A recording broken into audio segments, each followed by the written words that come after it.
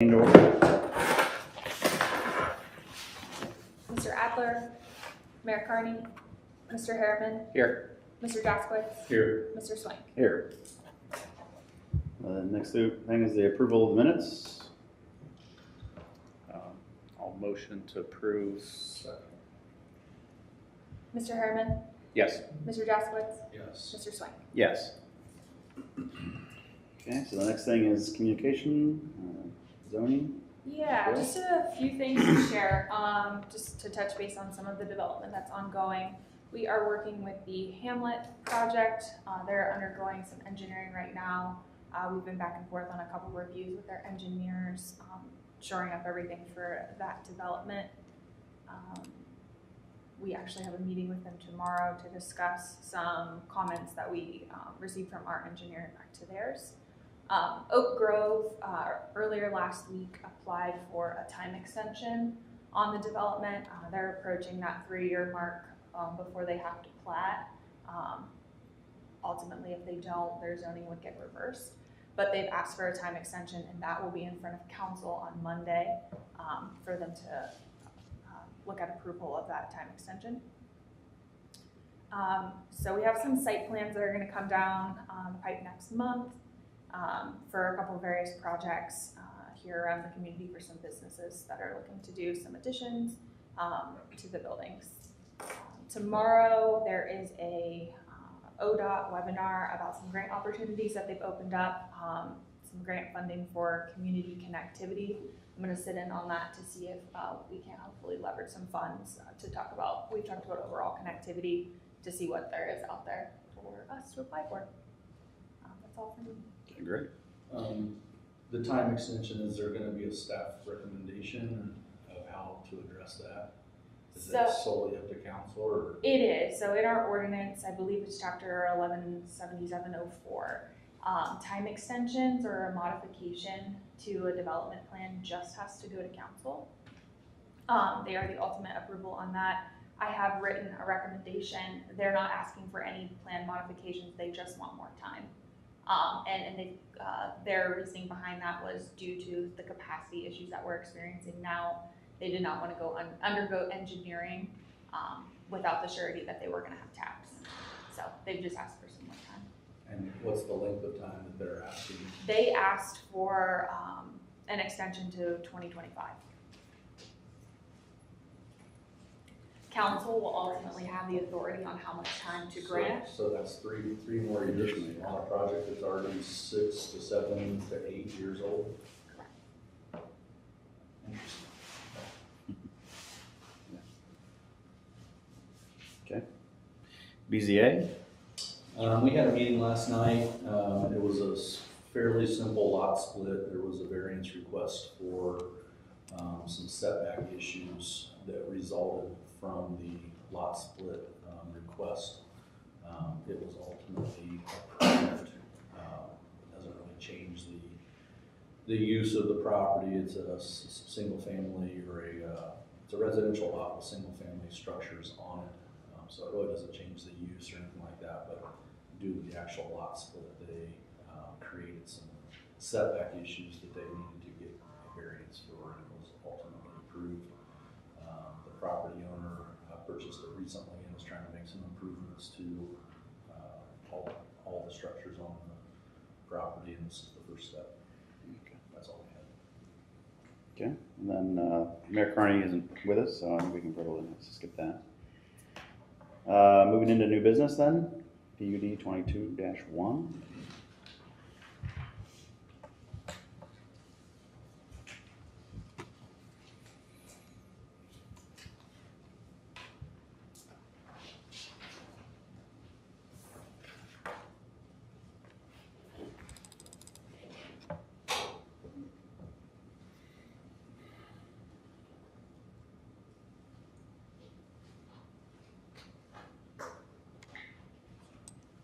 Sorry about that. Looks like we're only going to be working on that TV tonight.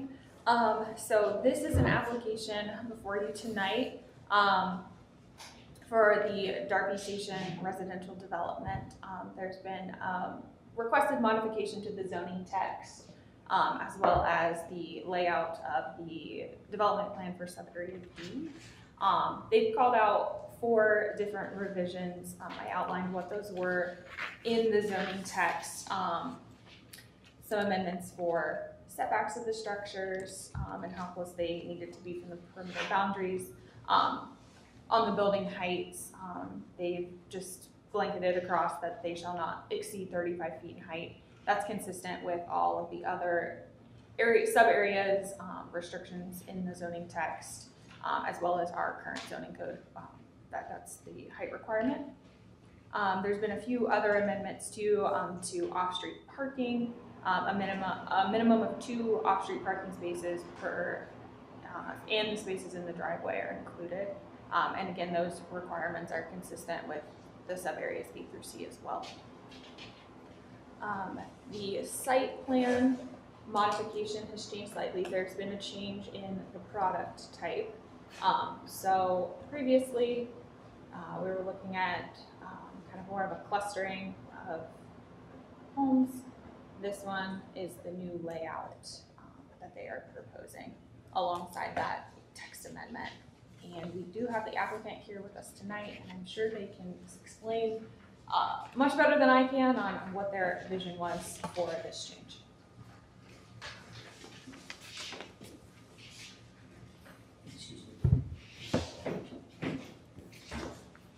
Good evening. It's good to see everybody in person. We went through this project online. My name is Josh Barkin with MI Homes, 4131 Worth Avenue, Columbus, 43219. I'm here with my colleague Andy Gottesman from MI as well tonight. So thank you, Taylor. Pretty straightforward. So as you know, we are under development in the first phases of Darby Station. It's actually driving over here tonight. It's kind of exciting to see the roundabout really starting to take shape and get a feel for the activity out there. As we are looking forward to actually starting engineering of the second phase, this is where this kind of request came in. And so when we zoned this, we had proposed a very particular empty nester product that we had been building on a limited basis in Central Ohio. And what we have seen over the last 2 years of cost inflation and COVID is that this particular product of the clusters and the quads and the shared backyards has been really tough on the empty nester buyer for a couple of reasons. One is it's just expensive to build, and so you have a lot of people that say, well, I'm not leaving my $350,000 or $400,000 house to downsize into a $500,000 house. And so we've kind of been, this particular product, we said, you know, probably not the right fit, but we want to continue. So in all of our sections, we have there's 4 different sub areas here.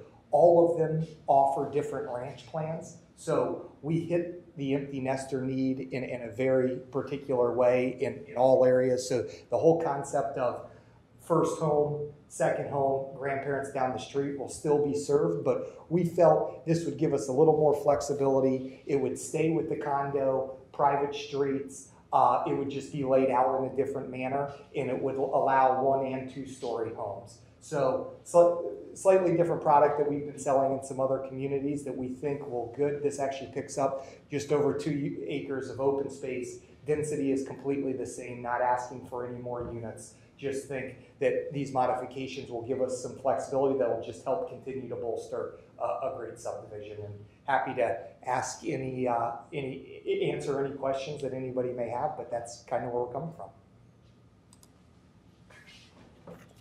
So is this area, so it's still going to be a condo set up with the properties? So is like the maintenance of everything, how's that handled? Is that you guys or the condo association doing all the maintenance on the yards and everything? That's right. This area will still be maintenance free. We'll take care of the landscaping and the mowing. You'll have a limited common element of a little backyard. I mean, on the street, other than private streets, it'll feel a little bit more like a traditional subdivision than the other one would. But yeah, condo will maintain all of this, and then they'll also be part of our greater homeowners association that will take care of the community center and master open space. So the streets here, those will be private. The 2 loops there, those will be the private with the association then. That's right, Okay. and that's how it was contemplated in the sub area. We wanted to keep, other than certainly the plan looks very different. We wanted to keep the living environment similar or the same. Just wanted to change the product to hit the mark a little bit better. Do we have a comparison photo of this? It's been a little while since I've seen that. I kind of like to see what has modified, what's changed. So here, this is the first, this is the original, and you can get it. So we had, it's what we call a retreat, and it was more clustered. You had basically one drive in 4 units off of one drive, and you have 2 garage spots and then a third. That's why the parking changes in there, because now it's 2 garage spots and 2 driveway spots. So it's same area, pick up a little open space. Actually, take this, so all the homes will back to open space and go that. But it's the same similar area, same amount of units. I can walk over. Yeah. Is there an age restriction to these, or is that? There's not. We don't age restrict, and anywhere, frankly, actually. In some respect, it's really hard to do legally, but it's often, we use the term age targeted, and we're a little bit different than some others because we do offer 1 or 2 ranch plans in all of our offerings. So in some respect, we probably sell more ranches than anybody. We're just sell a lot more 2-story homes. So people don't look at us as an empty nester seller. However, this sub area will have ranches, this sub area will have ranches, this one will as well. So it'll be very much meeting that needs though. And would this be more like an open space area kind of in between the lots? That's right. It'll be a big open area for the kids to go, throw the football, run around. Where are the retention ponds engineered for these plants? So you see, kind of, That they're in there and there? yeah. So, yeah, right. It's all been master plan. Okay, so there wouldn't be any additional because of the new. No, it's all, well, I mean, we'd have to review it, but again, it was all master plan with the overall. Yeah. And this was accounted for coming to, I don't know which one specifically, but flowing through these bases. Yeah, okay. So as long as that doesn't contribute more impervious area. That's kind of where I was going with that, Yeah, exactly. change it. Just hoping that, it wouldn't be. That people like doesn't appear to go. Yeah, I actually don't, I think it'll last 3 or 4. That's right, we got it in here, it's still. I went right here. Someone Someone called and told me that someone backed a Oh. 40-foot. I don't know there, actually. I asked around, but I guess But every turn year someone radius comes in and the visits for a week or courts something. or whatnot. Yeah, I didn't know that That's was the- legal, it can't work. Okay, sorry. Yeah, that was why. Turning radius is here. That's right. That's, Yeah, that's generally the only concerns that they have with those. yeah, and that was why we did that, we knew we'd have to be able to accommodate that given And the good news with those walls in the middle is that that can flex, like it's final engineering to accommodate and because those aren't fixed and dimensional.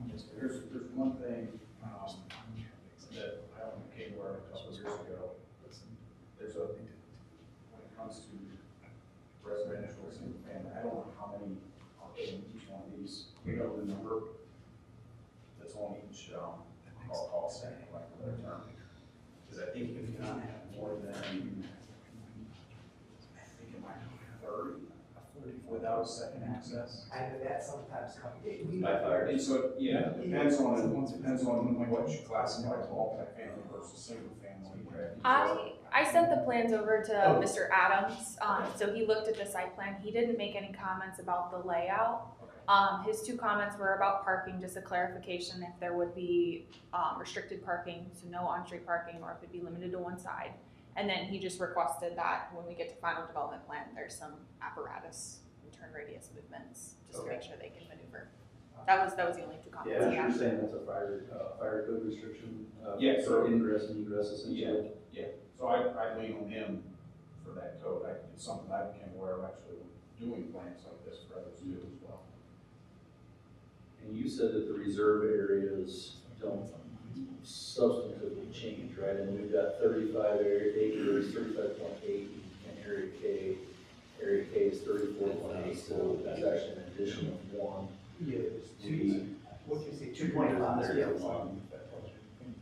We actually, we Comes actually in here. pick up 2.5 acres to take up open space in the overall. And if you recall, I mean, we were outside, well, 60% open space.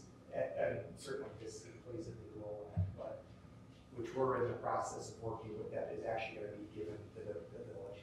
So we're working through those details now. Taylor, anything on your staff report with the designs or anything that you had? I just made a couple comments, just about kind of the overall, because there was an additional green space added, perhaps just getting some additional amenities, maybe there's some benches or things like that for the community, just placed in there, just to enhance that space. But that was kind of the biggest comment. It did change in terms of layout, kind of from more of a block pattern to this overall kind of, you know, more of a neighborhood style. I think the product type, you know, I think it fits the market here a little bit better. So I don't have any issues, and staff didn't have any issues with the zoning text amendment. It was just kind of seeing what the appetite was from the developer, just to kind of enhance some of those green space opportunities for that section of the community. Talking about the roads appear to be Yeah. much narrower. Yeah, and so that, with being a condo, we have. In here, you mean? Well, yeah, you mean, 27 feet wide. Yeah. I don't say it's half, I don't say half the size, it definitely looks, being across looks a lot narrower than. So that's, those are 27 feet wide. Actually, in Columbus, some areas are down to 23 feet even. And that just being private nature, that those will be owned by the condo association and maintained by the condo association. So it'll be a little bit of a cozier feel in there, and it's easier to just keep the maintenance free up, and you know, everybody feels a little bit more like they're part of this type of community. Is it the product where you own the house but not land? That's right. So, and there's a number of different ways to do it, but you own your, this is a get taken back. You own your unit and an undivided interest in the common elements of the common unit. So how we do it is called a land dominium, that you actually will own the structure.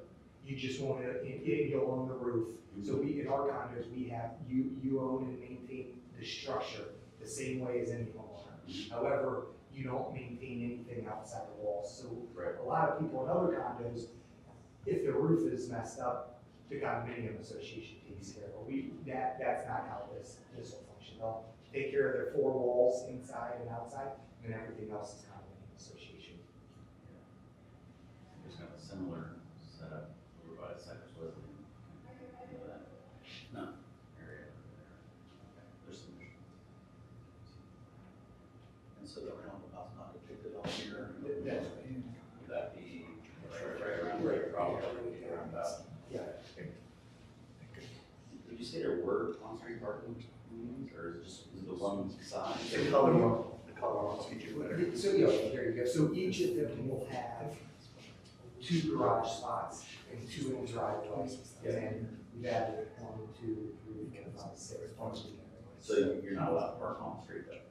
It's really hard. It does. It's really hard. There may be, maybe one side, but even when these are so tight in a condominium regime, it's like between the driveway, you barely. Say 27 feet with the car park, I mean, you're probably only looking at maybe about 15 to 18, Yeah. for a truck to get by. Yeah, which in theory is enough space, and in some respect, it slows it down so much that it helps no one speeding through there, but yeah, there's very little, I mean, maybe it's technically allowed on one side of the street, but I'm not sure we're going to have room in most areas, so that's why it was important to get these in here.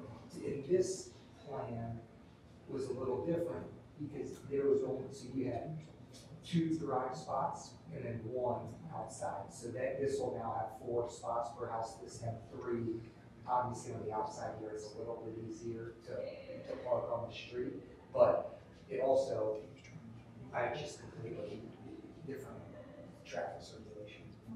Like coming up with like the kind of the extra spots numbers, is there like a ratio you guys use, or is it just kind of, hey, we're just gonna throw in X number, 4 or 5 spots in each of those spots? You know, that's a really good question that I don't know the exact answer to, but I think it was with our traffic indicators kind of felt like here we got, there's 2, 5, 10, 20, you know, with 4 spots in a house, people come over to park in their driveway, and this was, you know, grandma or grandsons, and they have enough places to go. And there's gonna be a lot of other stuff at the amenity and the swimming pool that people can look like at, so it was kind of our experience. Taylor, what's the code environmental parking on multi-family section? On multifamily. I'd have to double check. It says one or 2 weeks, 2 garage spots, 2 spots, and then the extra annually illumination. I would think 4 spots, so we'd have to. I would imagine it probably does, but it's Yeah, and because they write their own zoning text, so technically doesn't matter, but. right, I can double check to see what our code actually requires. So, Yeah. I was gonna ask, so if this was a PUD, you guys wrote your own zoning text and it's already been approved. That's right. So, is this new layout, I guess the modifications to the zoning text that you guys proposed were the written modifications that were enacted? That's right, and of those, the ones that we changed, so the perimeter boundary. That was more of a cleanup, because it was redundant and inaccurate. Yeah, that was a cleanup. There's obviously, the only, to me, So the only thing that seemed on that one seemed like you're eliminating the 75-foot requirement.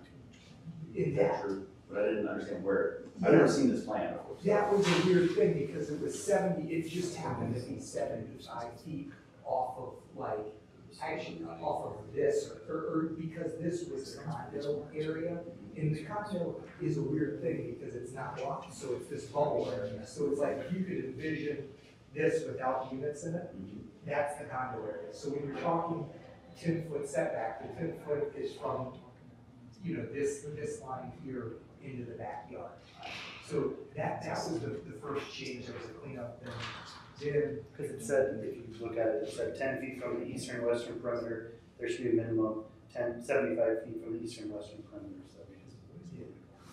And then so the height, we had 1.5 stories, so here we just went to match the other sub areas, that the height would be 35 feet, so you could have 1.5 to 2-story homes. Okay. And then the next one, the rear yard, we deleted the fence because that was purely to this product that shared the backyards. So here will be similar that you do a normal rear, you don't have fences. And then the parking was changed because this had 2 garage spots and 1 behind it, and now you have 2 garage spots and 2. So really, the only substantive change is the 1.5, and 2 stories. And so, obviously, this is a substantive change because it looks very different than that. But yes, we have our zoning. The density is the same, no change, not asking for anything more on that front. Just want to have the flexibility to, and in some respect, we could have come in for the zoning tax modification, got that, and then a final development plan proposed this change. But we like to know that everybody is on board and understands the vision now. So when we come back in for final development plan, it's kind of just a rubber stamp. You've seen it, everybody signed off on it. Final development plans needs preliminary development plan. We can get on it right away and not waste everybody's time.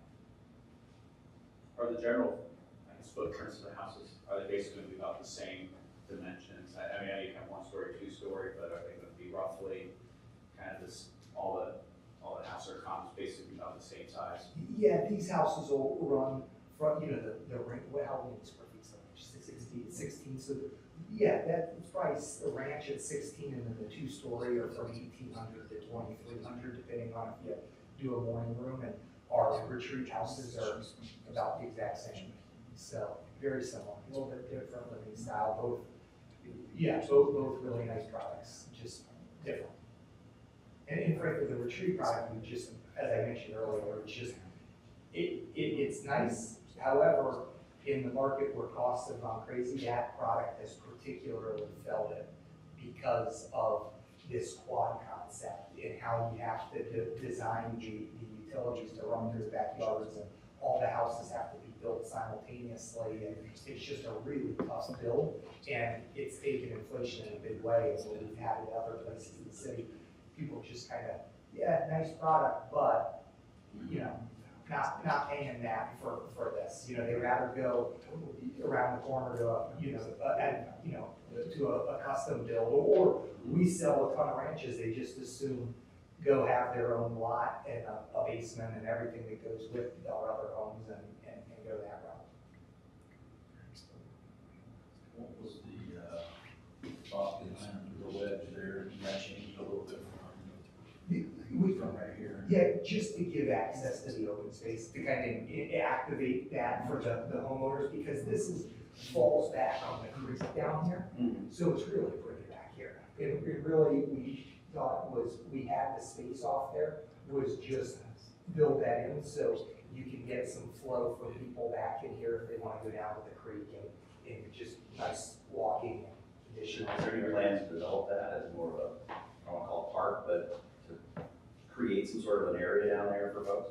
Not in that particular area. And so this is the most active open space, which is the center, which will be our swimming pool and open air pavilion. Then we have a path, this is a big tree area here. We have a path coming through this to activate, certainly paths all along here. And with this area going to the village, we're, you know, really hopeful that, you know, this connects with, you'll have connect with McKittrick Park here and the Darby Creek. Yes, the bridge is here. No, Yeah. no. Oh, the bridge is above, there's a bridge right here, bridge here. Yeah. On the bridge by Shiner. Oh, yeah, that's where here. And so hopefully, this will really get activated, and this ultimately is a park space as well. So most of the activation will be in here for real active stuff, certainly paths and open space where people enjoy. This will be an interesting space in time as it develops, but you know, really focus on these, and then this up to here is in very late negotiations with the school to hopefully buy this piece of property and have an elementary school or something. Where you talk about kind of the open access here, you know, getting down here, are you thinking like having a paved path kind of going through here, going around, or is that just kind of open, It's those probably grass spots going through? open grass spot. I mean, some of it, what we always are hesitant of funneling, you know, want to have access, but also conscious of funneling people right next to houses or right in people's backyards. And so those are kind of the things. So right now, I think we'll just have it open so people will be able to go out and play there. Also, the other thing that's so smart about this site is it's enormous.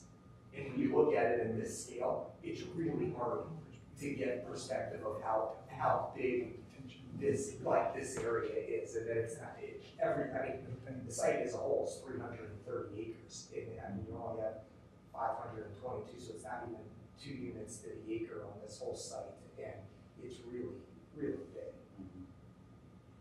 And you're really looking more access down into this, and like you were saying, funneling access into it. I mean, this is like right by Shiner Farms. There's That's it. Why is there a run for it? there's your Shiner Farms is right here. Is it this one right off? I think this would be their property. So this is where the house is. This is the creek right here, I assume. The Shiner Farms is this area. Is it that one there? Okay, it's right here. This area kind of funnels right down onto their property. And actually, his house is pretty much situated right around here. And the farm is like right in this area. This area right here is where that existing house, and actually Mr. Kraft recently bought this parcel right here.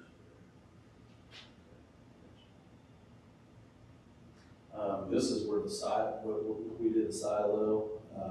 Oh, we signed a couple Yeah, weeks silo ago. went through GZA. Oh, yeah. There's a silo right there that they're. Well, this should be where the farm, here's the roundabout, so the farm should be right there with the cows. I mean, right across from right here. There's definitely a house that I just mentioned.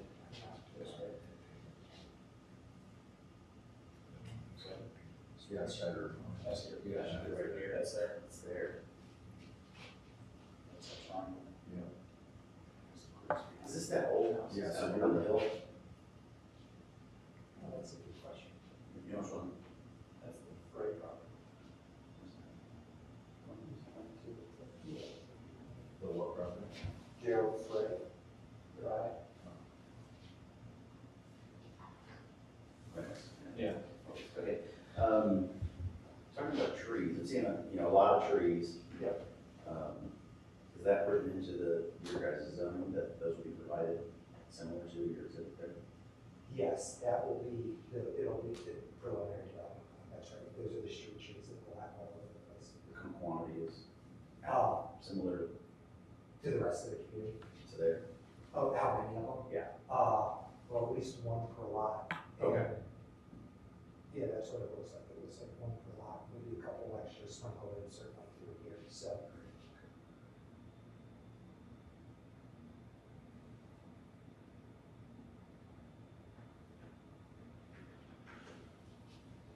I mean, I got nothing else. Yeah. You guys want to say preferences or not? I think that's great. I like that look better than that look. I know you're not here for this, but you kind of brought up the reserve area over here that you're gonna hopefully dedicate to the village, is what you're hoping. One of the things that we talked about during the early stages of that was providing some connectivity to that area. And then, obviously, the creek runs through there, and, I know one of the things that we had talked about is, the creek is pretty much this line right here. Yep. And we count this as reserve area, but it's like inaccessible, in its current form. So,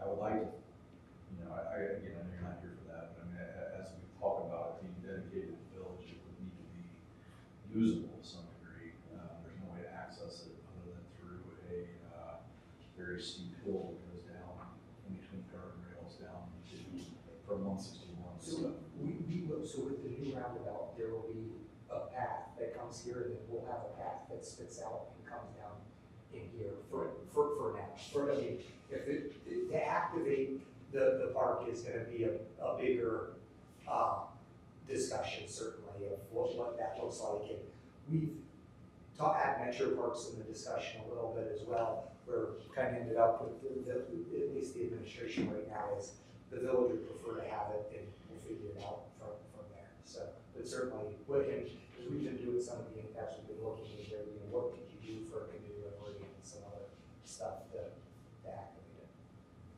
it. Yeah, I see what again. We- Have to go to the creek to get to. I say, in big picture, I can see what you're saying, like connecting, this side to this side, so, One side of the creek to the other side. one side to the other, and then you get to down, if you wanted to bike here, then you go downtown or vice versa. Would be, I know it's beyond the scope of this one, but I know that's the. And that's where Metroworks, all of us, the big thing is how, the really nice thing would be how do you get the trail that goes all the way through connected? And we've tried with the quarry, what can we do? And there's even, this gentleman here is been expressed some interest in this little piece, and could we, bring a path up this way, but we still need the quarry to participate. So that's where MI has struggled. I mean, there's just a lot of people, and I think at some point the village is probably in a better position to do some of those things, but we're at the table. I don't know. Yeah, so the village is working on plans for that area. We are working on trying to get the Heritage Trail up and connected through there. We've developed some plans for the area for some trailhead connectivity and have actually applied for state capital grant funding. We've not heard anything back from them yet, but we have a proposal in front of them. Good.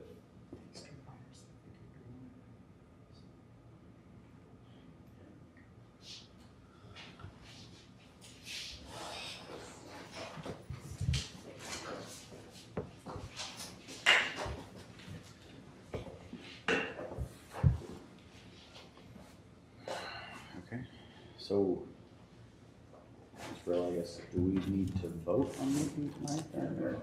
You are tasked with making a recommendation to council on the modification to the zoning text and the overall layout. Real quick, there's, I think it was when I read on your staff report, Taylor, if you can just clarify, try and pull it up so I connect to the Wi-Fi. I think it was on the last page of your staff report. I think they were talking this was area or phase D, and I think the last part you had phase B. Should that be D? It should be D, sorry, that Okay. was a typo.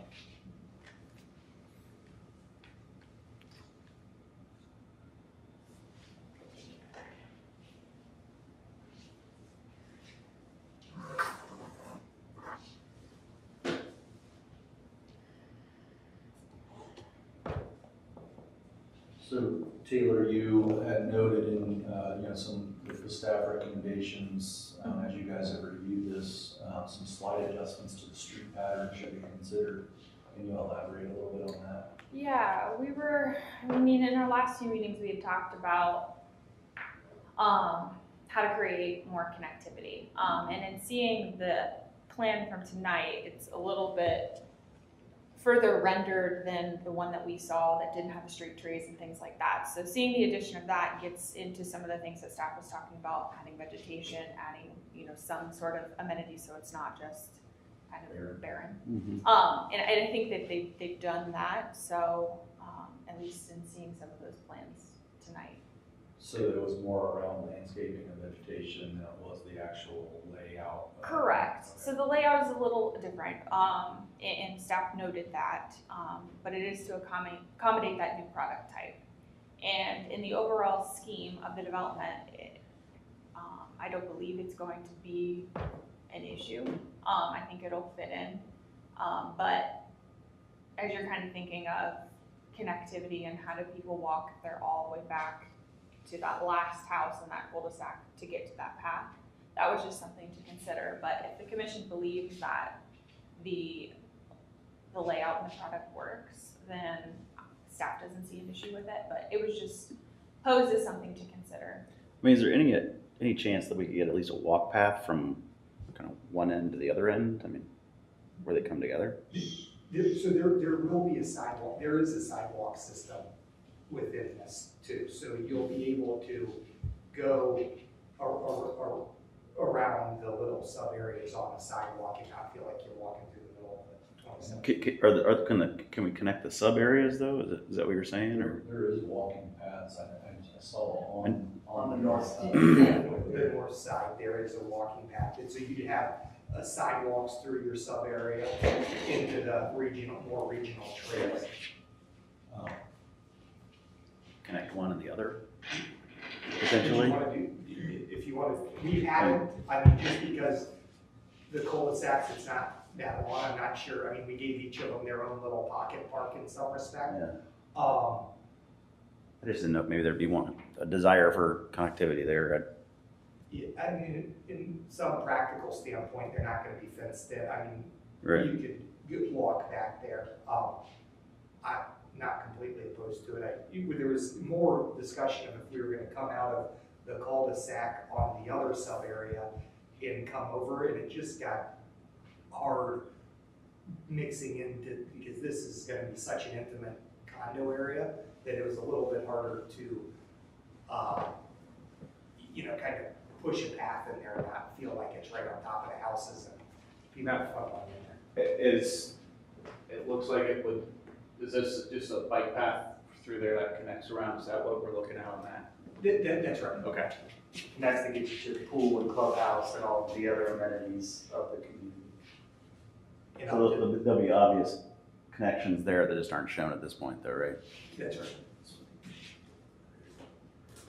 Maybe it was shown. I understand what you're saying about connectivity between the two, but I mean, you're still Desire. talking about, it's a pretty small area anyways. Yeah. To walk along sidewalks. You'll cross, and you can go up in the trees, here you can cross and come back into the main road.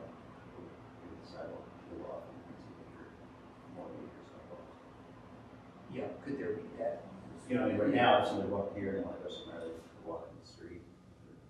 Yeah, across their sidewalk here. Some people maybe just make some connections. Yeah. Also, on the sidewalks. Yeah, it's not, I mean, not anything to be opposed to.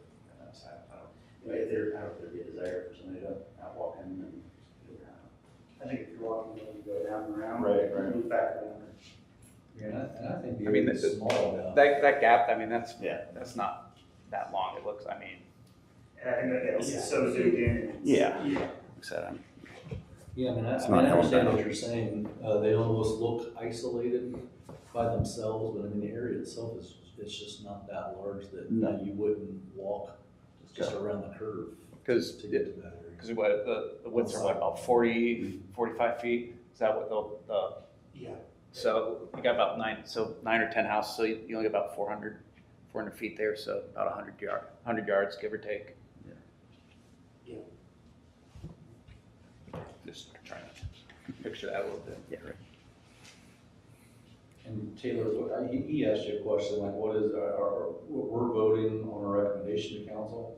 You're gonna provide, yeah, your vote tonight will be forwarded to council, and then that'll be the recommendation that they take into consideration. They, obviously, you're a recommendatory body, they make the final decision, so that's just what you're tasked with tonight. Well, I would motion to approve the zoning code changes, the text changes that they've proposed, as well as the new layout to be forwarded to council for approval. That's second that. Mr. Harriman, Yes. Mr. Jaskowitz, Yes. Mr. Swank. Yes. Is enough, right? Okay, Thank you. yeah, you're welcome, thank you. Waiting for council, just, we'll email me. Yeah, I'm not sure if I can get it on for Monday, but I'll try. Perfect, thank you. I agree. Okay, I guess we move to other business then, the rezoning of 8620, State Route 161. Yes, so Mr. Kraft is here with us tonight. He, speaking, funny enough, it's about the property in the house that's just adjacent to this, the Darby Station, development. Let me pull this up on the map for everybody. Mr. Kraft recently purchased that property, and is looking to, potentially rezone, so this is the property. Oh, that's the old house we were talking about. Right. Yeah, yeah. Potentially look at a rezoning for that. He is wanting to kind of fix up that house, renovate it, and to put his own office space in there.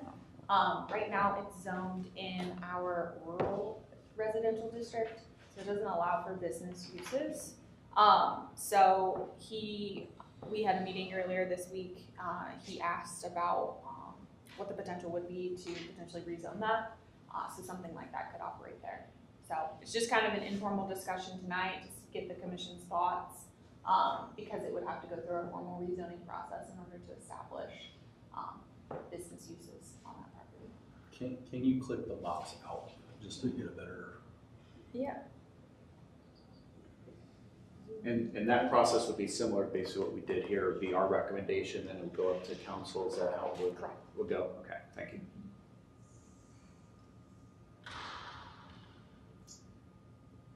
In our previous discussions, we had talked about, in our new zoning code update, allowing that to stay in the agricultural district. There are some uses that are in our current proposed code for what's called professional services. So it would allow for some office space, think about, an agricultural business that may want to have an office space there, just kind of some small operation. Shire Farms. Exactly. But it doesn't allow for it in our current code to stay at least in that agricultural classification, and allow for some of those mix of uses. So right now, Mr. Kraft wants to get in there, and he is working with the building department now to either retrofit the building for residential use or commercial use, and they gotta make that distinction. So that's why we're entertaining the potential rezoning of that now, because it's kind of the only way that zoning would work, is if we Can zone you it. describe the rezoning process? I mean, I wonder for public hearings for, Correct.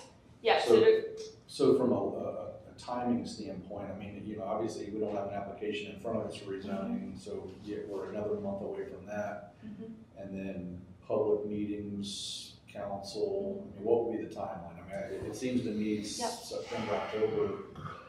So, we've discussed that it could potentially be a lengthy process. It does have to have 2 public hearings, in front of you. It has to be advertised for 30 days. There's a public hearing, so that's a month.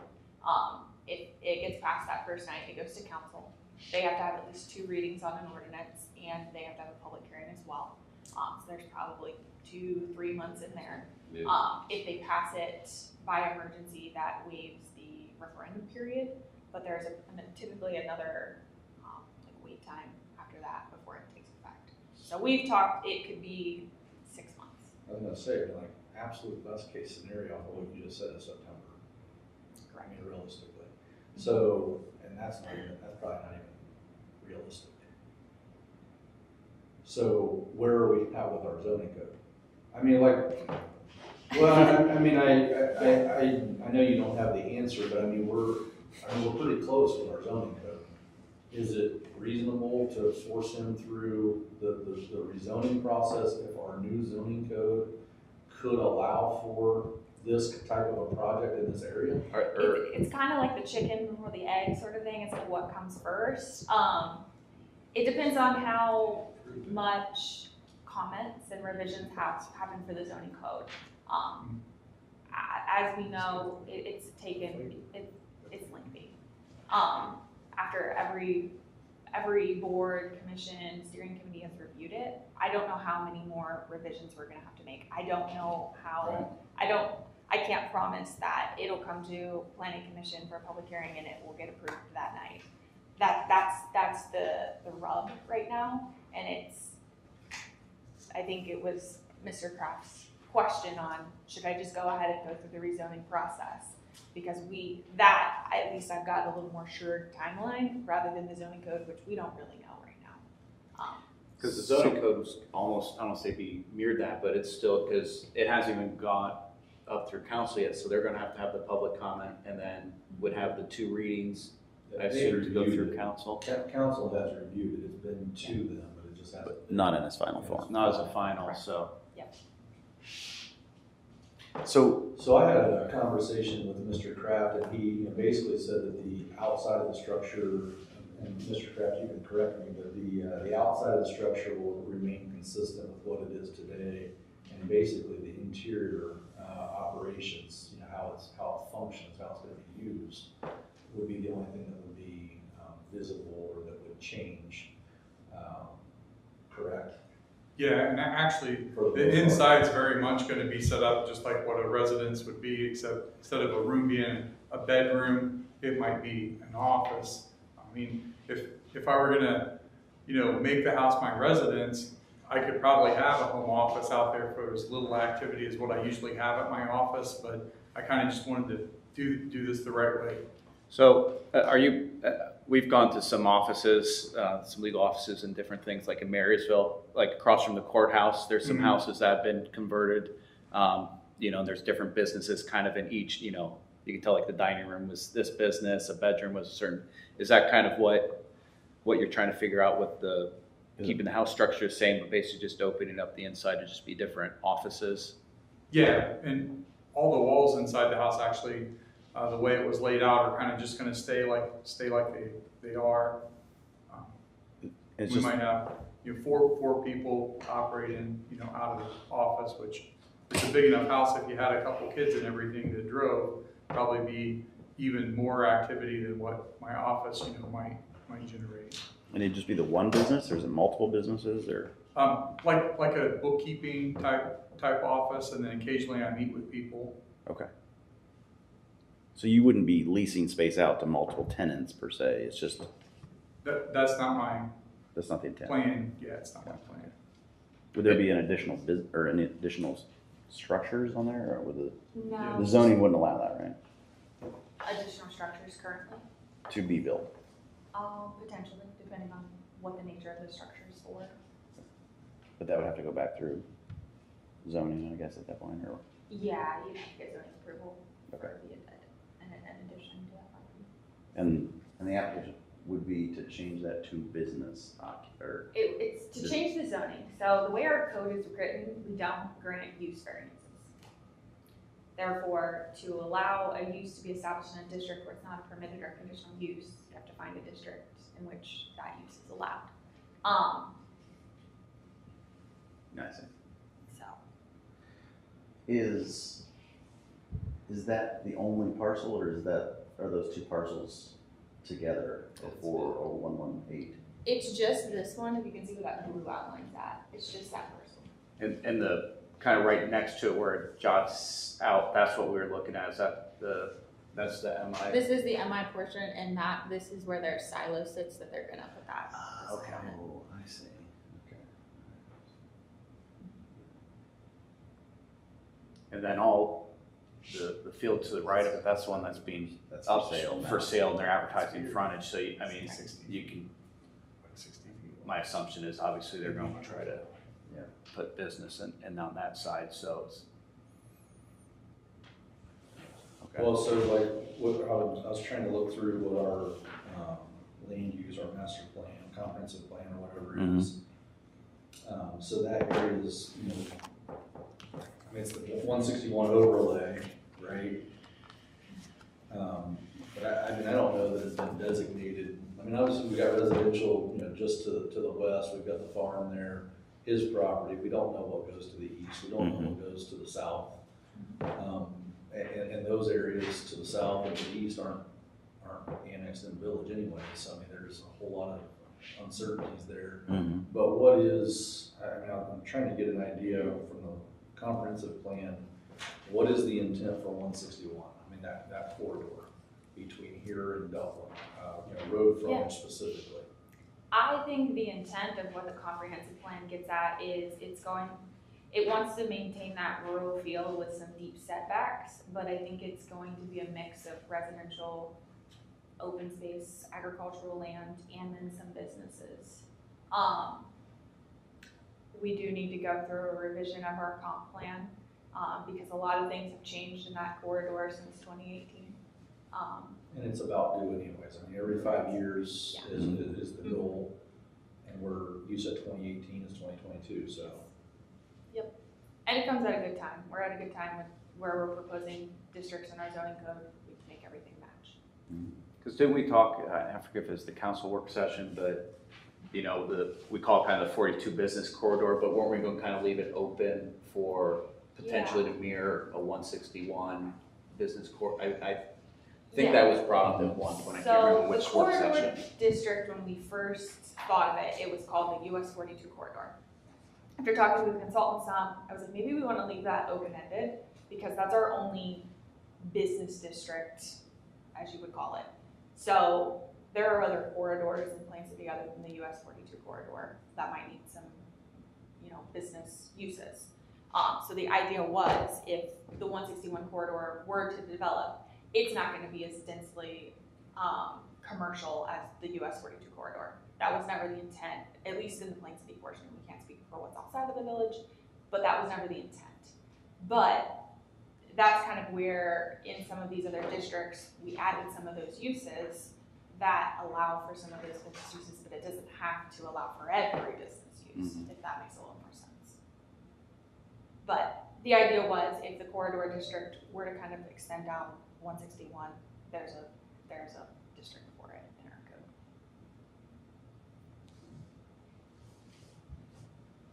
code.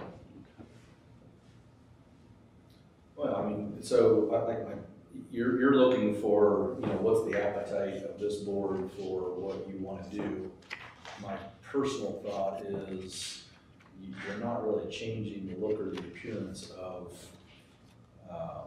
you're not going to go and put an office building in, so it doesn't change the appearance of what's already existing. So, like for me, it wouldn't be a noticeable change. Now, if we change the zoning classification, I guess he could come in and build a building that's consistent with what the zoning code is at that time, right? I mean, if it's you said a B1 or whatever it is, then I mean, he could raise that house and build an office building as opposed to a house, and it wouldn't need any further, as long as it met that zoning requirement,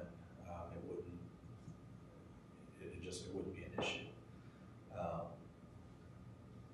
But, I mean, it would still have to go through the engineering, planning, and all the stuff. So, I mean, you know, you still, I mean, like, I'm looking at 161 Gateway. That's what this ends up being in the current comprehensive plan. It's the 161 overlay, and that area is the 161 Gateway. And it just basically wants to, kind of what Taylor just said, wants to maintain the area's rural character shaped by historic farmsteads, fields, and waterways. So him doing what he's proposing, like right at this moment, doesn't change any of that. So to me, I don't have an issue with what he wants to do. If they brought in a large office building, while I think the Plain City needs those in certain areas, this isn't the one. Isn't the place where we put a large office building. If it maintains the same character of the home that exists, it doesn't seem like an issue to me. But they could come and raise it and build something else. So you're kind of that catch-22 that you're kind of talking about. Yeah. And it looks like, and Taylor, you might have, or Mr. Kraft, you might, I mean, you know, the back of the property looks like, you know, a creek runs through it. I mean, so I don't think there's a lot of low ground, like to, you know, to really put in something really big going more towards the north. I think you're probably limited on how much could be, you know, built there. So it changed. I don't think it's going to be. But I think, like, you know, only because Mr. Kraft is here, but if you look at the pharmacy building, you could probably take that building and plop it right on that site without their, you know, encroaching upon the low areas and stuff like that. Right. Yeah. You've got that more of an office type building there than what is, you know, what was this? What I say? Rural character shaped by historic farmsteads and fields and waterways. Yeah.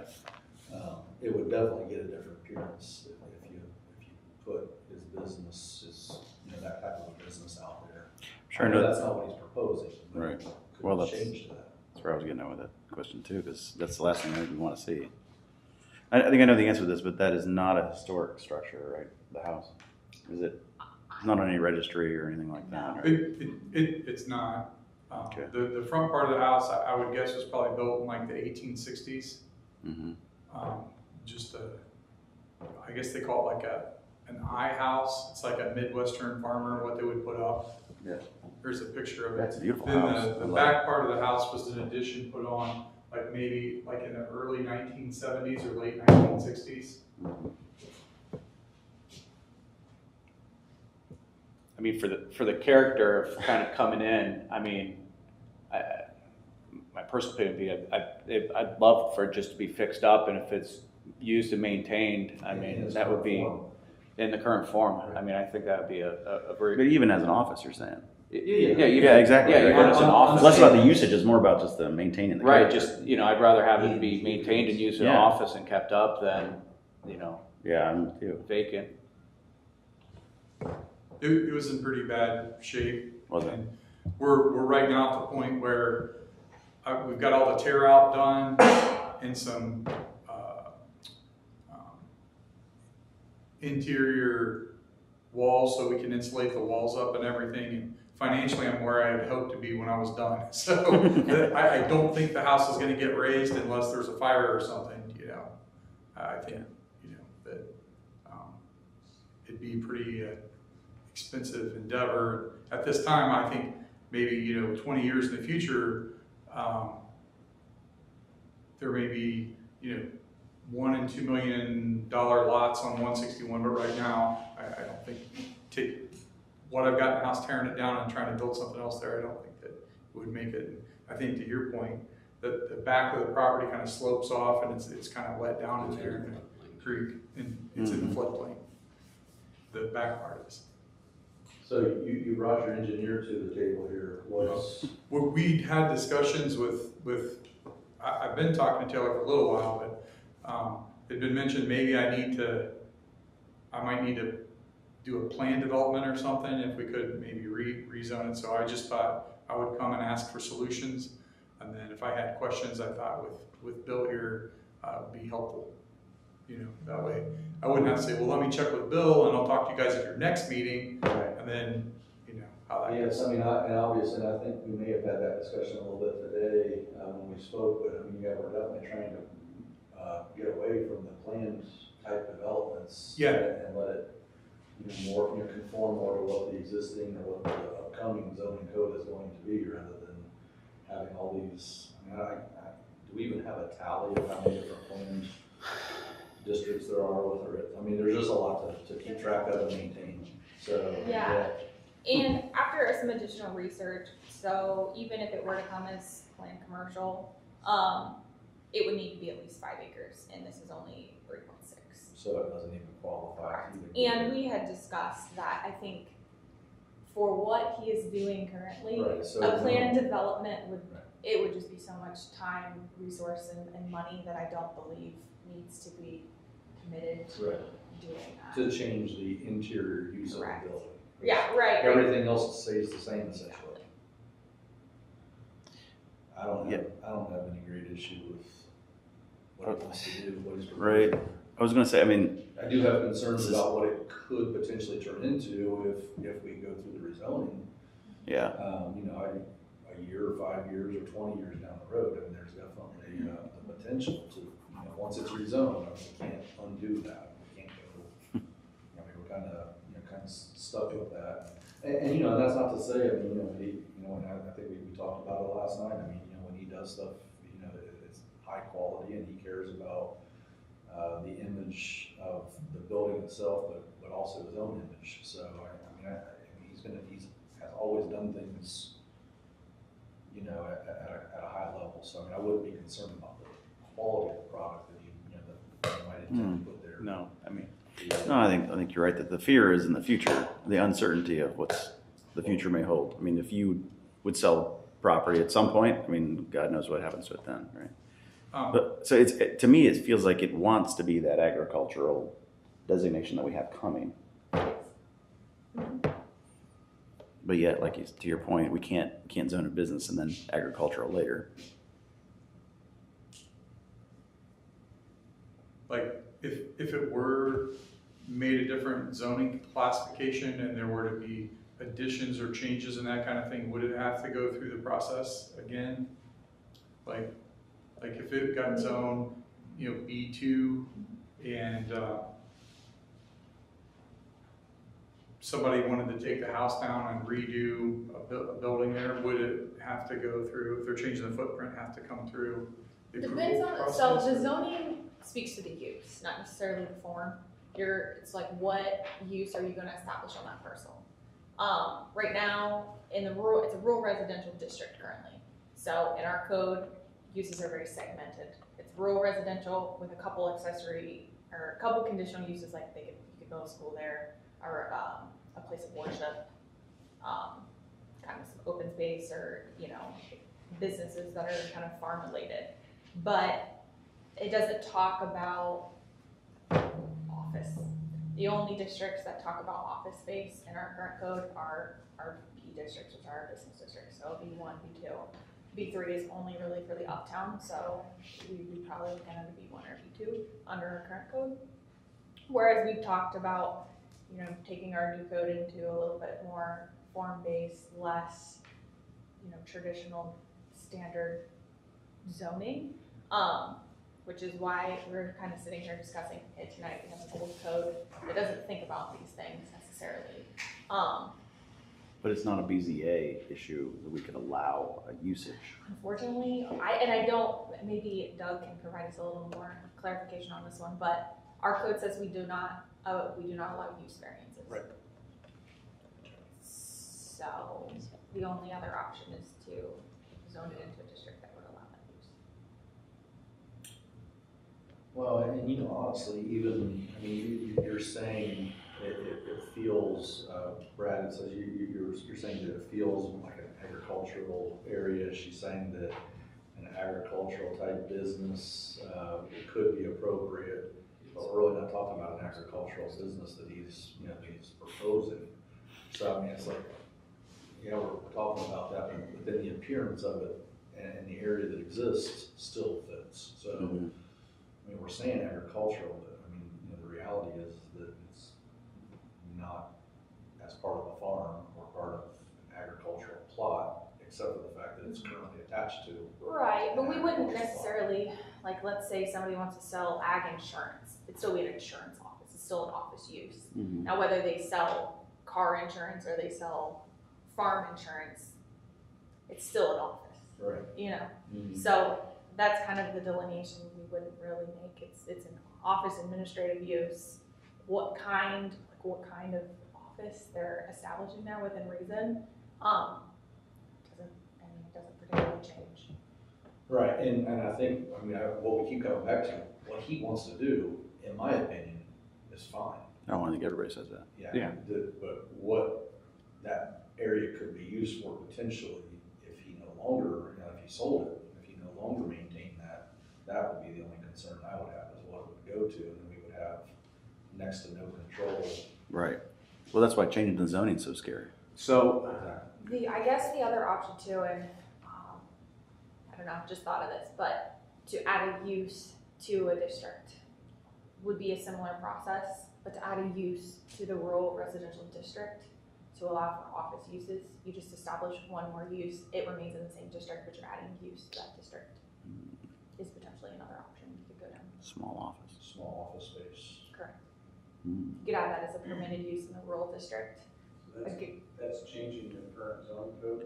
Correct. Yeah, that could be there in place for 3 months. Right. That may be an easier solution. Then it doesn't change the zoning. It almost seems like a safer solution. No, I agree. Correct. I just happened to, was like, well, we could do that. We've done it in the past. But that's. I was thinking, is there such a temporary zoning? You know? That's a council level decision, though, right? It still would originate in this capacity. Commission would make a recommendation to add a use to, so if it stays in the rural district, you would be adding a permitted, I would assume we do permitted, so they didn't have to go get a conditional use. But adding a permitted use of small office to the rural district. It's a zoning text amendment at that point. So, we're talking about this one, but just, so if it's gonna be, B2, let's just say, but, a year from now, we're gonna be under a different code. Correct. So what happens, does that district say B2 for, is this parcel just gonna stay B2 on the old code forever, or does it change over? No, the idea is when we adopt the new code and the new zoning map, everything changes. So it would change to So the then it would current change- zoning types? Yes, whatever it's outlined in that map, it's what it would change to. And then all of those uses that are permitted or conditional for that district for which that property is zoned. Within the new code.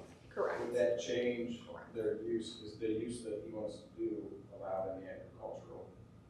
Yes, so we have in there as a permitted use in the, that district, professional services, which is an office. So if we did, so could the B2, when the code goes over, could that then roll into the, I guess the A1 agriculture district, or would go into the, because that's where you're trying to fit it into, is right, it's the A1. If I can answer the question this way, and correct me if I'm wrong.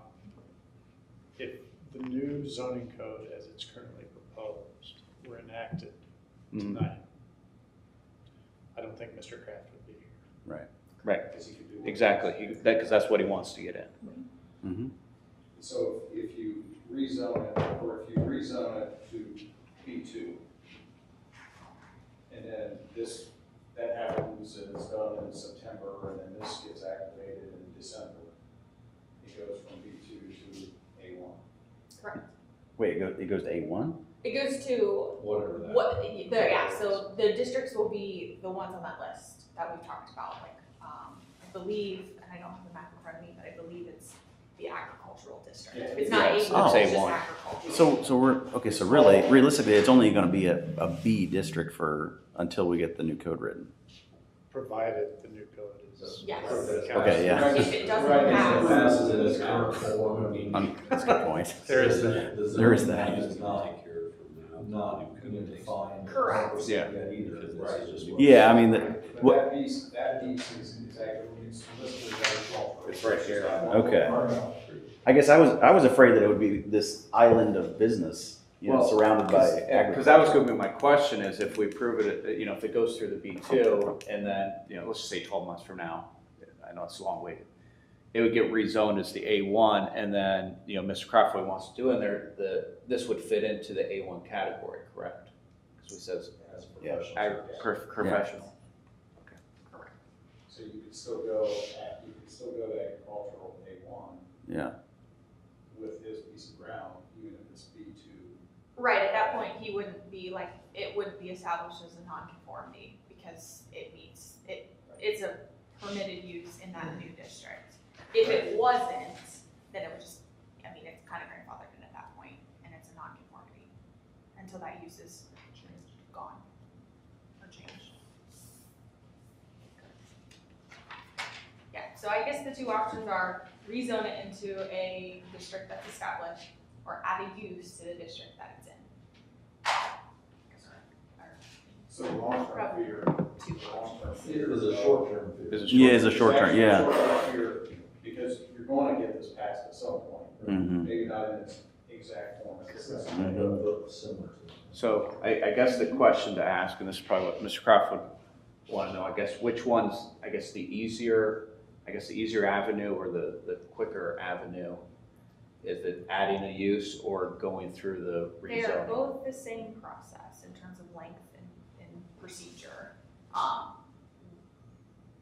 But The same public hearings and all of that. correct. So you're still amending, whether you're amending the zoning map because you changed the district or you're amending the zoning text, it's still an amendment to our code.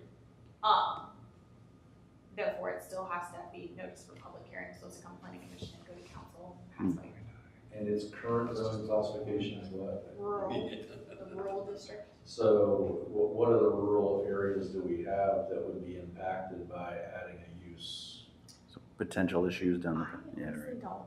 There aren't many. Yeah. I didn't There's think so. one that's right across from Darby Station, or not Darby Station, sorry, Darby Fields. It's like a small little sliver. Right, that backs up to the creek. Correct. So potentially somebody could go and put an office in that It would be area. very difficult because it's very much in the floodplain. Oh, that little sliver, the Smuckers. But I Yeah. know Taylor had high hopes on the new coach that maybe first quarter, possibly summertime. That was, I think, Yeah. when we were talking in November then. yes, And I was like, okay, I'll hold my breath. It's a little longer process than what I think you guys had hoped. We're going to actually to the rough. Well, so what we make a recommendation again to council for one or the other or both? I feel like it may be better to try to add the use to the rural. Because if we start hanging signs out front that say we're changing this thing to business, we're gonna be hearing about it. And then I wonder with coming in, I guess more on an engineering standpoint, if they follow submitting site plans, is that, he'd have to submit all the site plans and the engineering for it, for the rezoning? Or is it just, no. okay. I was just trying to say on the cost side to come in on the application form if it's, No, you only see all of those plans and stuff when they rezone into a planned district because they have to set their own standards and have to come in with a plan. Because they have to kind of write what they're doing. Okay. Because it's cast a very wide framework, whereas our established districts tell you what your setbacks are. They tell you what your lot size is. Planned districts aren't like that. Right. And one more, I guess, clarification is this property right here. Which one, where your red arrow or your cursor's at? Yes, that one right there is also zoned rural. It's like one of the three in town. And that one's essentially landlocks. Oh, that's the field. oh, is that Yeah, the field behind like the Yeah. bowling alley? Yes. Yeah. Yeah, I mean, Is that ASC fees? No, it's That's- currently that's just, up next. yeah, it's behind the they're bowling further up alley. here. But it's just vacant land. There's nothing on it. Farm, right, farm. It's just farm. So you're saying that the red areas are all rural? Yeah, and on this thing, so it's this piece, The piece that we're talking This about out piece. there, and then a little bit. and then there's like a little sliver. Right here. Well, and then where McKittrick Park's at? Right there in the middle? Is Here, that red? Yeah. this is a rural district, but this is our wastewater treatment plant. Okay. So, I don't think we're gonna build an office there. But, yeah, that's zone rural right now. So, where I think- sewer treatment plant If is, we have these. the piece we're talking about, this little sliver Just across add from it. Derby Fields, and then this farmland behind Bowling Hill. That's all that's zone rural right now. What color is represented? If we were gonna change the usage of that property to a business, is that a purple or is that a, It would is it the be, green, it would magenta? be the magenta if you did B2. It would be this light pink if you did a B1.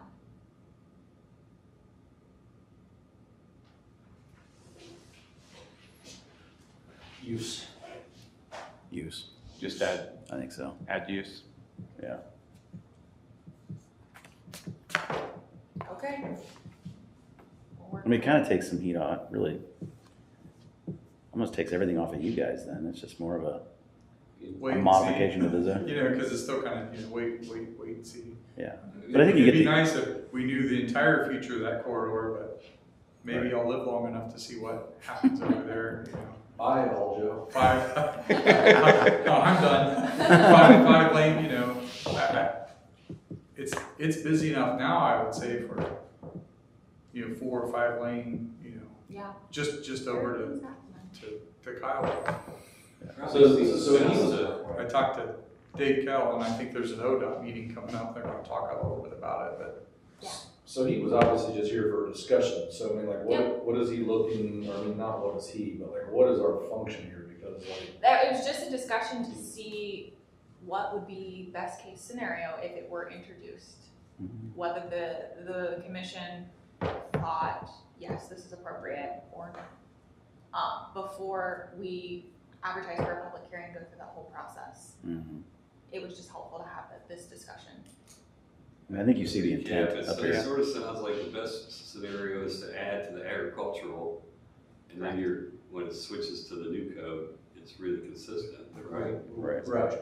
Yeah. So I think Add, that's probably.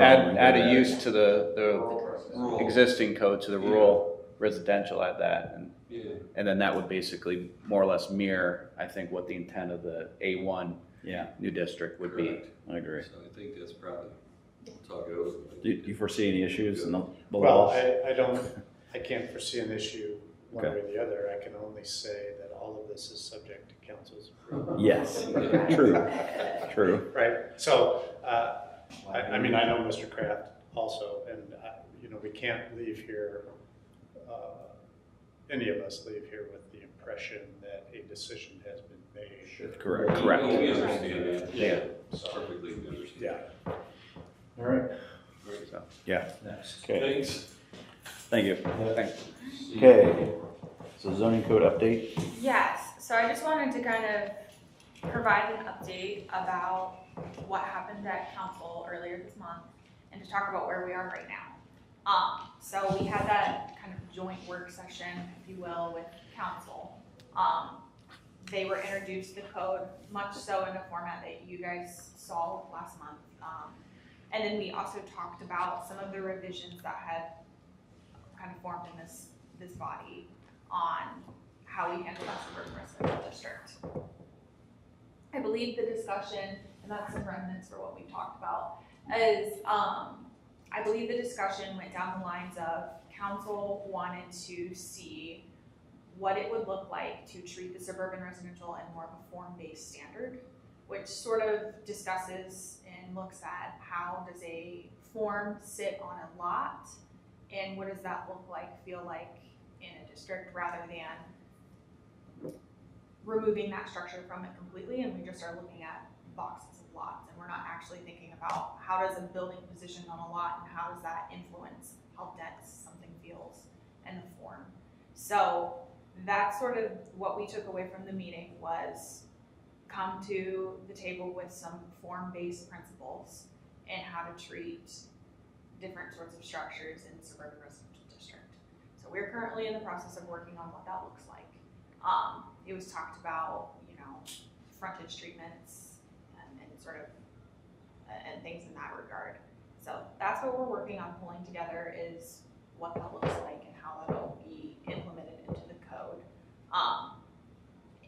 And that's sort of where we're at right now. I meet with a consultant tomorrow to sort of work through all of those details and talk through the draft that we're pulling together on that.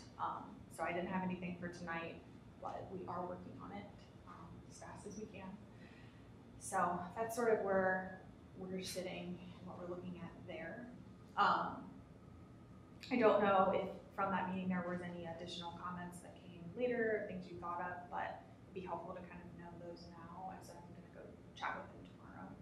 But that's what I have, what I can report. Brad, were you at the I was. work session? Yeah. with us? Yeah. And so like, did all of the things that we had discussed, you know, through our prior meetings here kind of translate into that meeting? I mean, like, was it? Did they, you Yes. say? I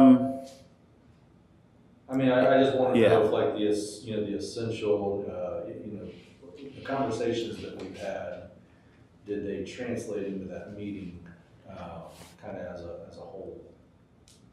Maybe not as a whole. I would say, well, Mr. Harriman, you can kind of back me up here too, but when we got there, we looked at the text, we noticed that some of the issues that we had raised in previous, like our previous work session related to side yard and density and square footage and whatnot, had actually gone where I know there were a few of us had discussed about trying to keep those at maybe a larger number than what some were felt. It felt like they had gone smaller, and so that became a topic of the discussion with the council.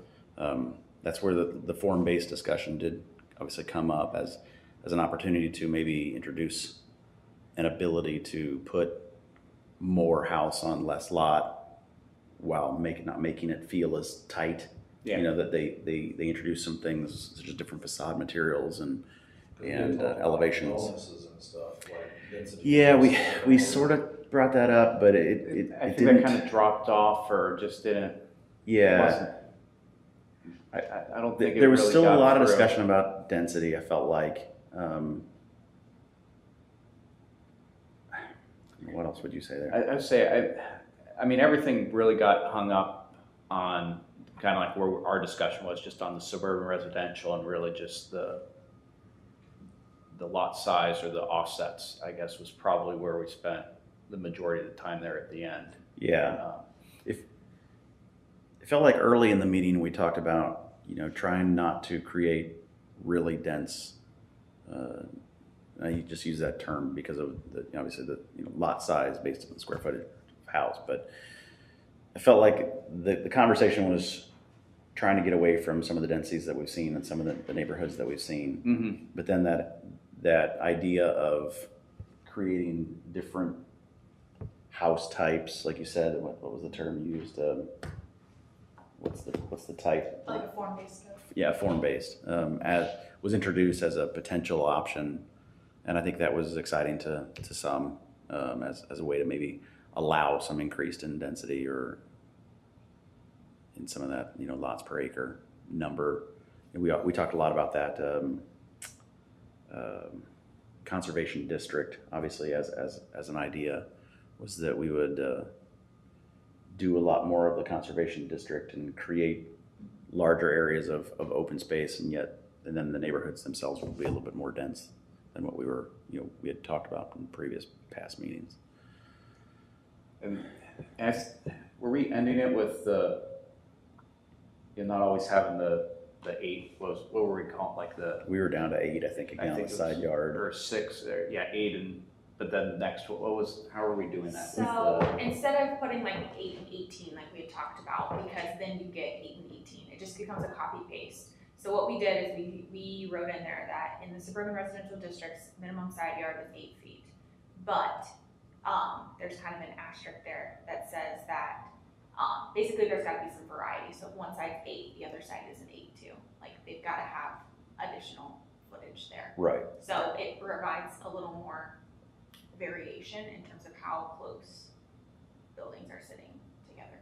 Yeah. Yeah, I think that was towards the end where we kind of came up with that change instead of just having a hard, fast number. And I think the council was coming around. I think they were liking how that was going to be done. Yeah.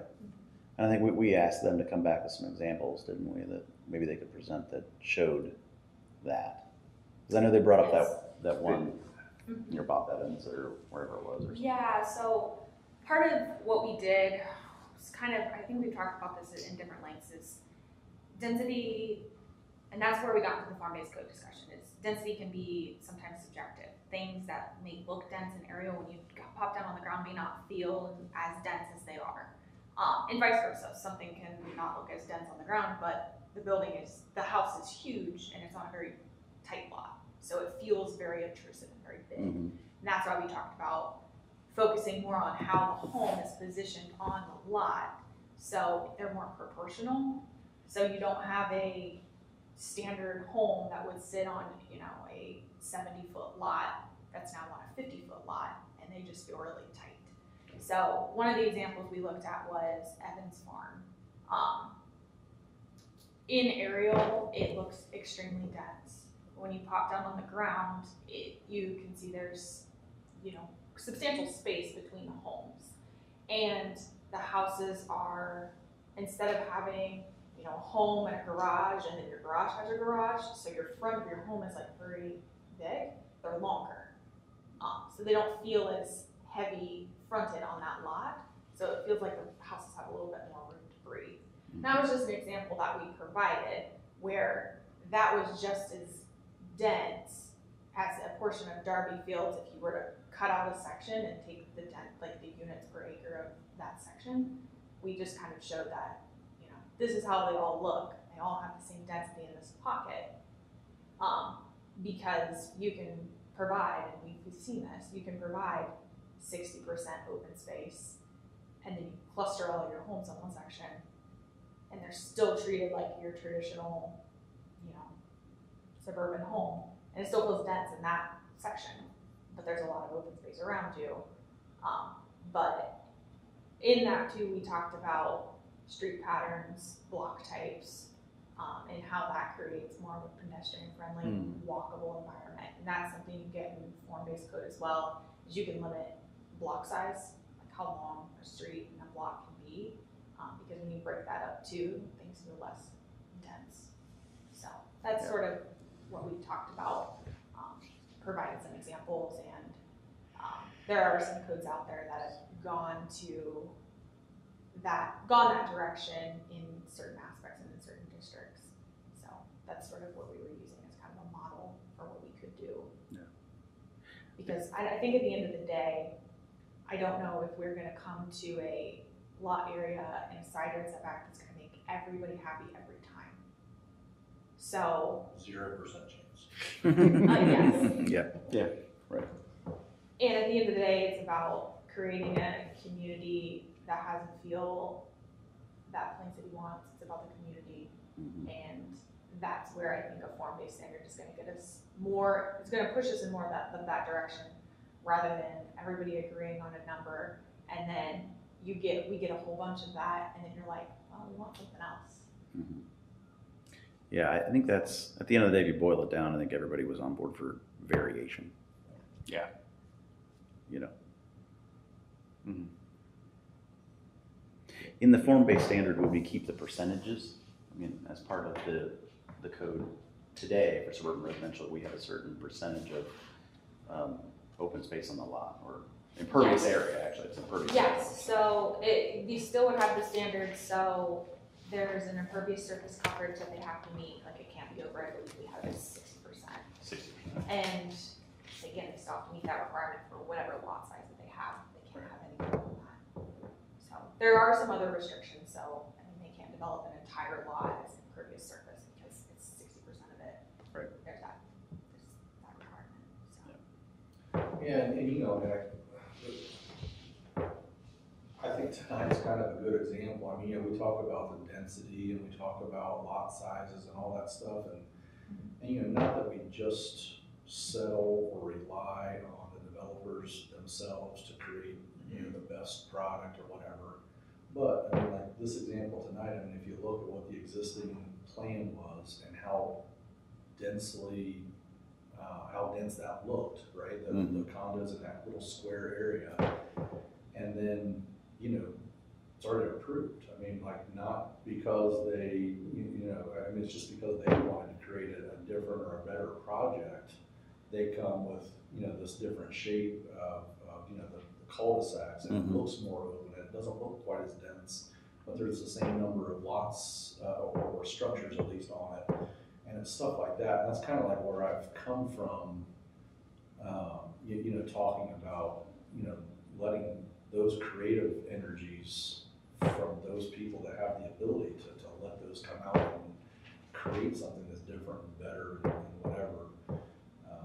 I don't know. So for me, it's like you had the same density, but this was obviously a better. Both of you liked the looks of this, you know, better. Felt more residential. The layout of it better, and that's, you know, kind of what I've always, you know, my perception of all of this has kind of always been, is to, you know, allow some of that creativity and you know, not focus so much on that lot size number or whatever, because, you know, like you were just saying, you could have a very large house on a still 70, you know, you could have a wide, say a ranch on a 70-foot lot that feels tighter than a 2-story on a 60-foot lot. So I mean, it really comes down to a lot of what you've said, and that's why I feel like, you know, trying to get locked into a certain setback number is that the other just is. Well, that's what I've struggled with, the developers who have come in and said, well, nobody wants a side yard. They don't live in their side yard. They want a better kitchen and a bigger house.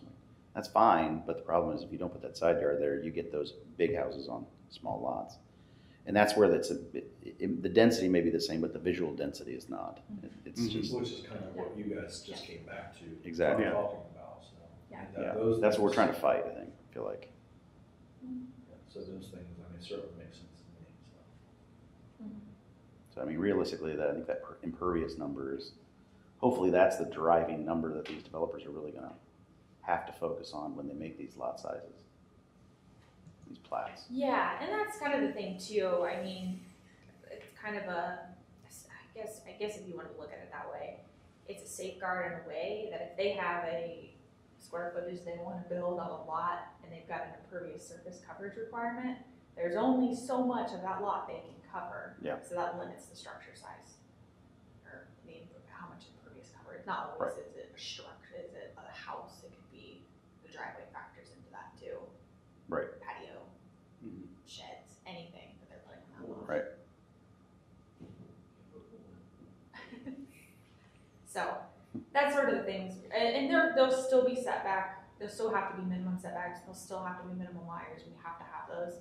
But I think we know, and we've got to the point is if we set those, we don't always control that visual density and how that looks. And we don't want to limit ourselves in terms of setting a district and standard by those parameters, that we do just get a lot of the same cookie cutter everywhere. Right. So that's sort of the direction we've decided to go in. Because at the end of the day, we want something that is what the community wants, if it's the Plain City goal and vision. And it is something that developers are gonna be able to come and do and meet the requirements of. So it's kind of just, as much as we can, find that happy medium for everybody, I think is what we're after. Where are we at with other parts of the code? I mean, I know, Yeah. Our work session, we dedicated basically 2 hours to more or less suburban residential. The council work session that we were at was basically the same amount of time doing the same stuff, and it's like, it's as far there's as a lot more. I know, and like there's like a whole code, there's like 200 some pages, and that's the one we get hung up on. So I guess to move this process a little quicker is in time outside of our formal meetings, you have time to read different sections and you have comments, comment in that document, get it back to me, and then I can meet and we can make revisions. And it doesn't have, we don't have to do it every month as we sit in here. And if you have questions, we can meet outside of time. There's a lot of different ways we can do it, but the hope is that everybody is looking at it, they're comfortable with what we've proposed up to this point, and it'll just be small tweaks. I know the one I brought up was the signs. Mhm. Have you looked at Yep. that at all, of dropping that allowance? So We don't have, 30 or 25-foot signs all the way down. Yeah, so we're looking at the sign code again too, and making sure that that all works out and dialing that back in. But again, the more set of eyes we can get on it, the better, to hopefully not have hiccups once we are kind of pushing towards that finish line. The other section of the code that hasn't been presented, because we pulled it away, was the subdivision regulations. We are still working on finalizing those.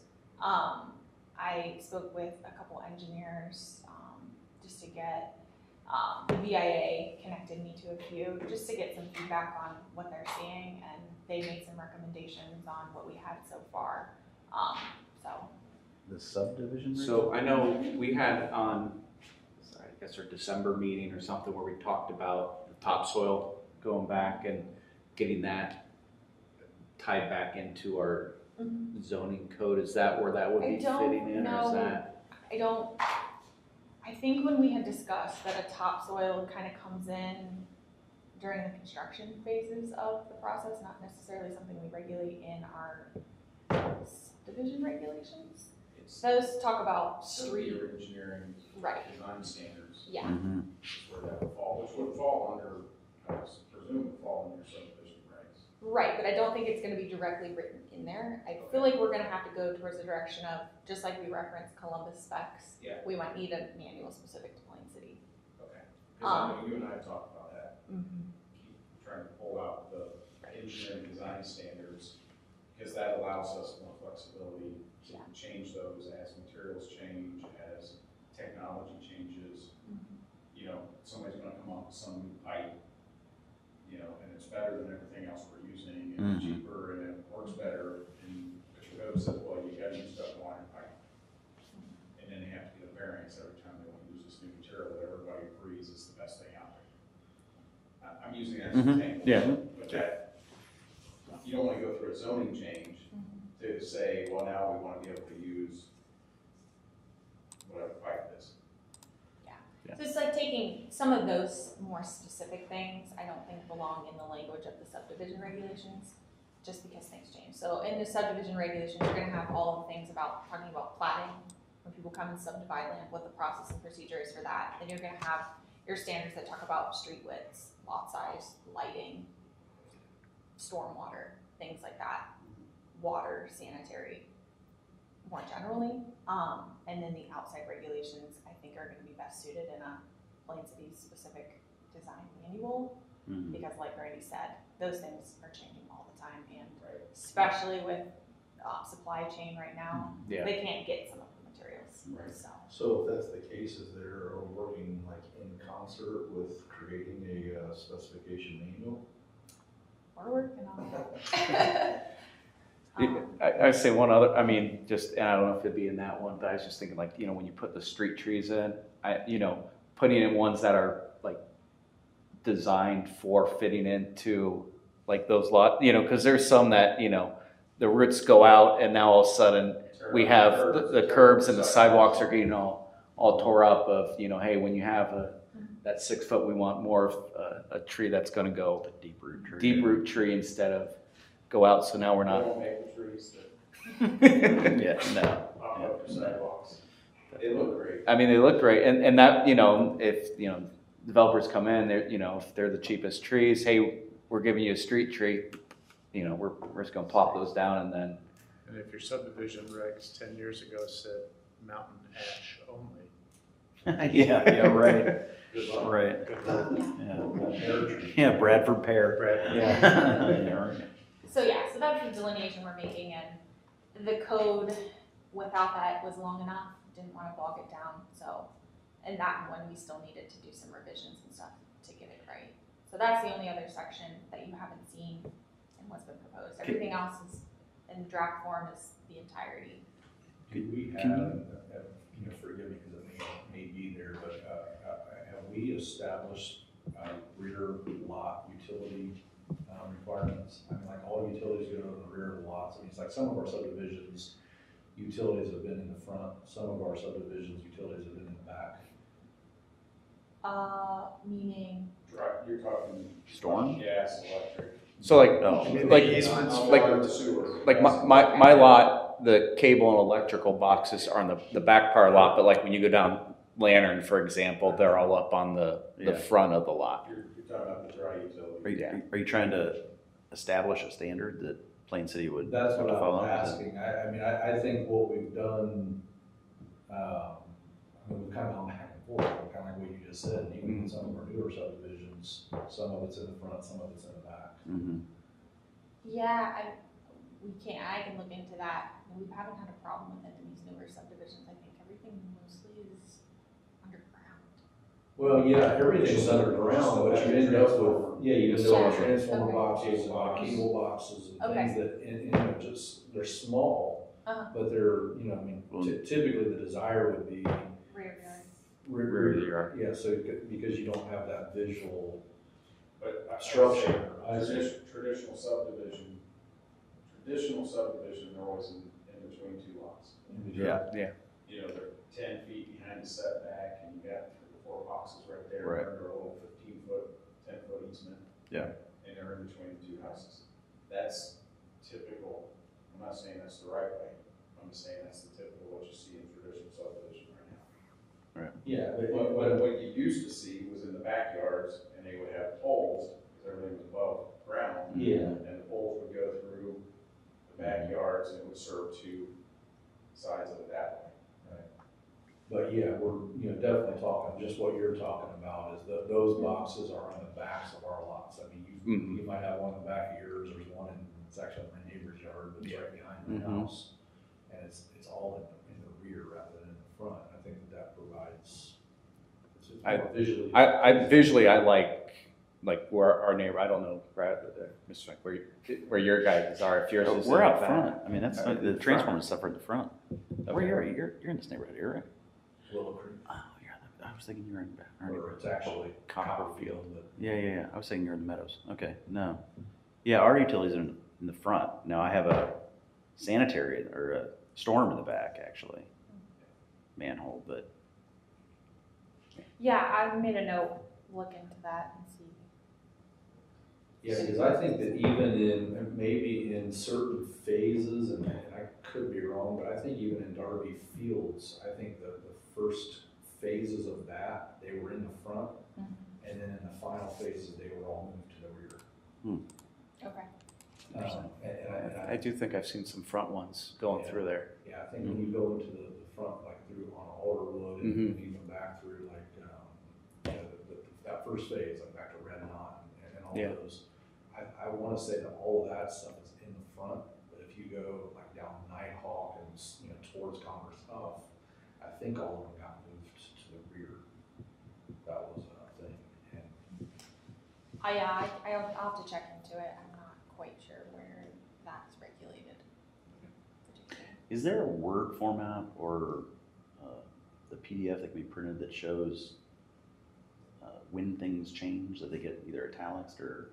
Because I did read, I mean, at one point I read the whole document, you know what I mean? And now it's like I would have to reread the whole document again, probably. Yeah, so we don't have it redlined because it I originates did it on in, a couple flights. it lives in Adobe InDesign.